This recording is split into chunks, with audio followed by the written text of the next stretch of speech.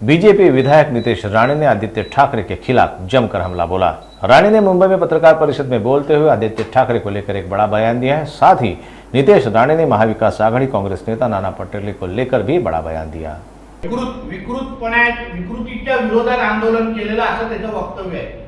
विकृतपणा काय म्हणतात? पार्ट्यांमध्ये मित्रांच्या बरोबरच्या पार्ट्यांमध्ये लहान मुलांना बोलवायचं आणि त्यांचं लैंगिक शोषण करणं ह्याला विकृतपणा म्हणतात। आणि तो 8 जूनला आदित्य ठाकरे तिथे असताना झाला होता का? त्याच्या प्रश्नाचं उत्तर पहिला आदित्य ठाकरेंनी द्यावं। मग विकृतपणा काय असतं ते आम्ही सांगतो। मग संजय राऊत पहिला दिशा शाळेंबरोबर तुझा थोबाड उघड आणि मग आमच्यावर आरोप कर।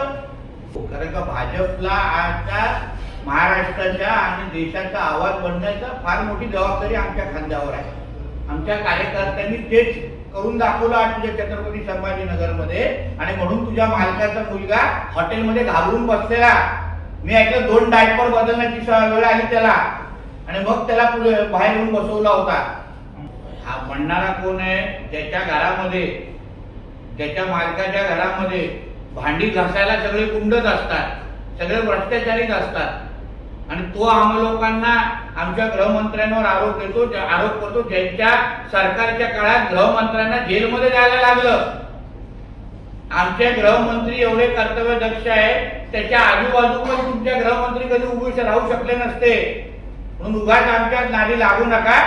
तुम्ही तुमच्या पहिला स्वतःला आवरा, स्वतःचे कॅरेक्टर पहिले नीट करा, मग आमच्या गृहमंत्री साहेबांवर बोलण्याची हिंमत करा।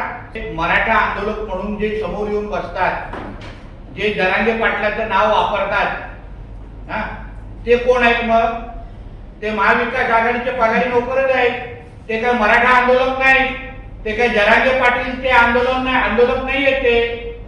ते आमच्या दौऱ्यांमध्ये जे येऊन जे काळे झेंडे दाखवत आहेत ना, ते महाविकास आघाडीचे पगारी नोकरच आहेत, मराठा समाजाच्या नावाने येणारे। आणि आज स्वतःच दुसऱ्याच्या पगारी नोकर आहे, तो आम्हाला काय सांगतो पगारी नोकर कसं? आयुष्यात कुठले मच्छर तरी मारले आहे का?